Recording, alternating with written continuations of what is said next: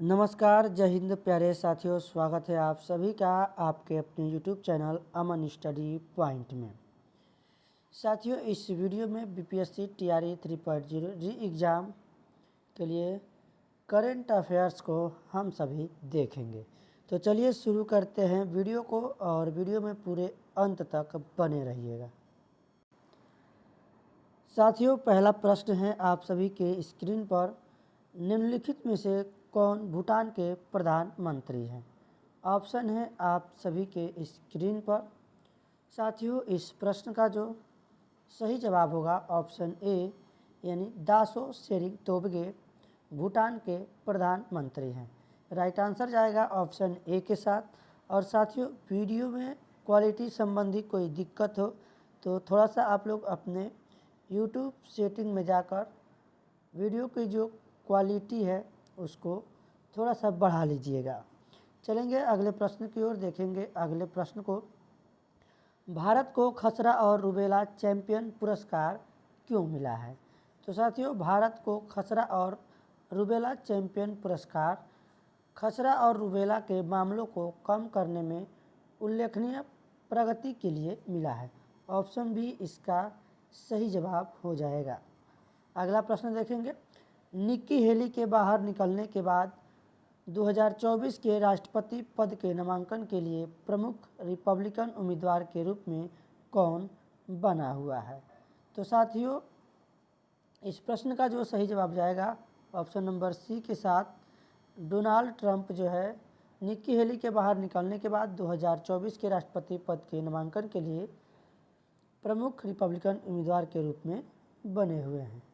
चलेंगे अगले प्रश्न की ओर। साथियों, अगला प्रश्न है आप सभी के स्क्रीन पर। हाल ही में पाकिस्तान के प्रधानमंत्री के रूप में किसने शपथ ली है? ऑप्शन है आप सभी के स्क्रीन पर। साथियों, इस प्रश्न का सही जवाब जाएगा ऑप्शन नंबर सी के साथ, शहबाज शरीफ ने हाल ही में पाकिस्तान के प्रधानमंत्री के रूप में शपथ लिया है। चलेंगे अगले प्रश्न की ओर। अगला प्रश्न है आप सभी के स्क्रीन पर।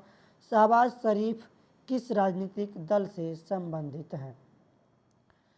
जो शहबाज शरीफ है साथियों, यह पाकिस्तान मुस्लिम लीग नवाज राजनीतिक दल से संबंधित है। ऑप्शन नंबर सी इस प्रश्न का सही जवाब हो जाएगा।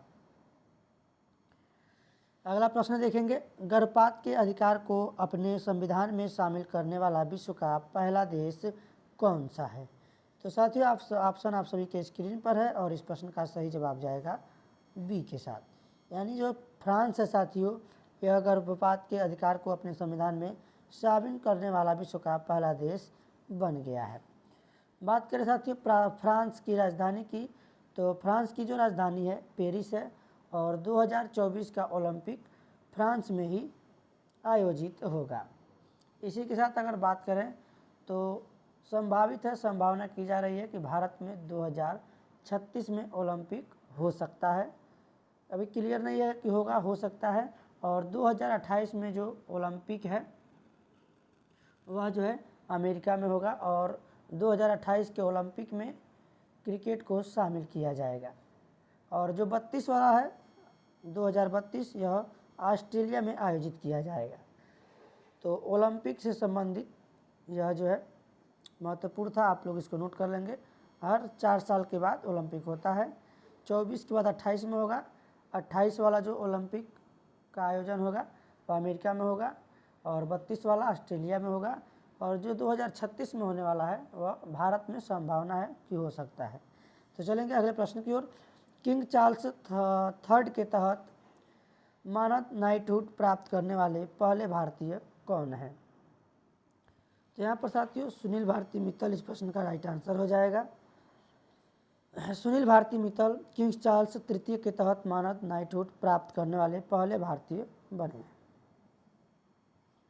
अगला प्रश्न है आप सभी के स्क्रीन पर। रायसीना डायलॉग क्या है?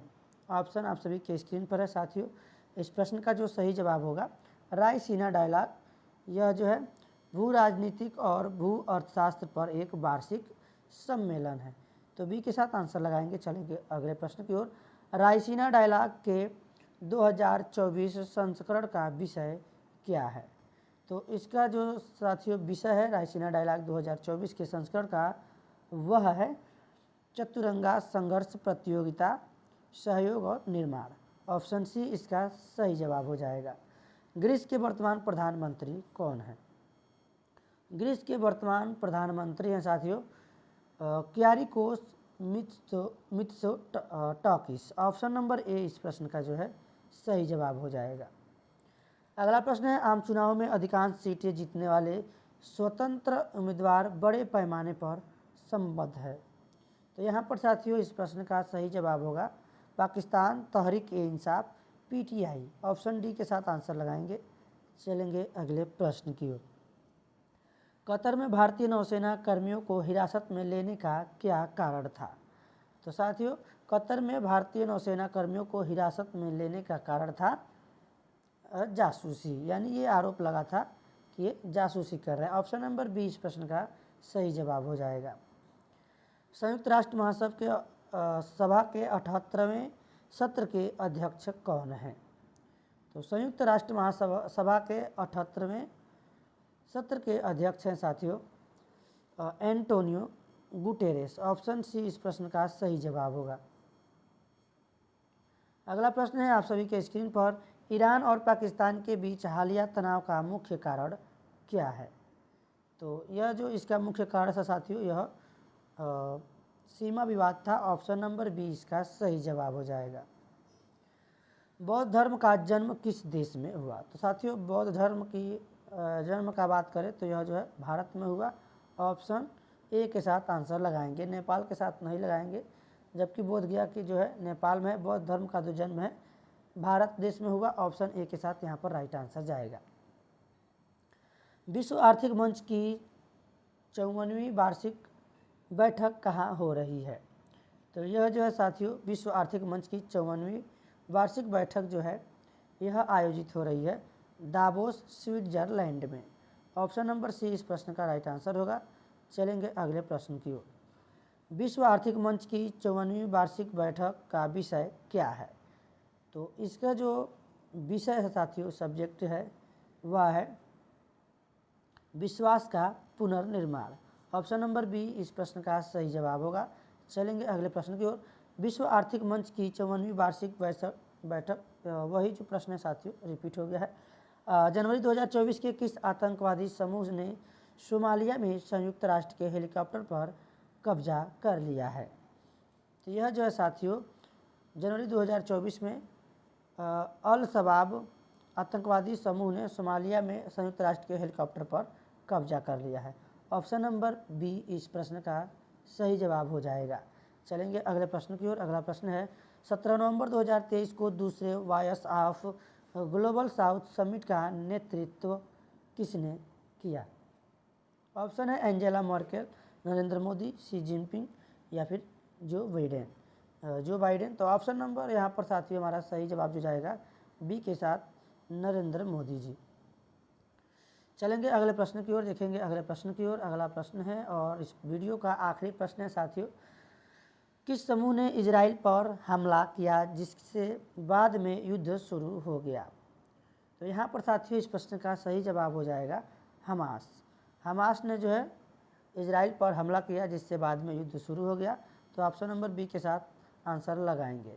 साथियों एक बार आप लोग वीडियो को पुनः दोबारा देख लेंगे ताकि जो है आपको जो सभी प्रश्न है अच्छे से याद हो जाए, क्योंकि एक बार देखने पर समझ हो सकता है कि हम पढ़ने के बाद भूल जाते हैं। तो एक बार इसको रिवाइज जरूर करेंगे, वीडियो को दोबारा जरूर देखेंगे। तो साथियों आज के वीडियो में बस इतना ही, मिलेंगे नेक्स्ट वीडियो में कुछ नए प्रश्नों के साथ। तब तक के लिए धन्यवाद। जय हिंद।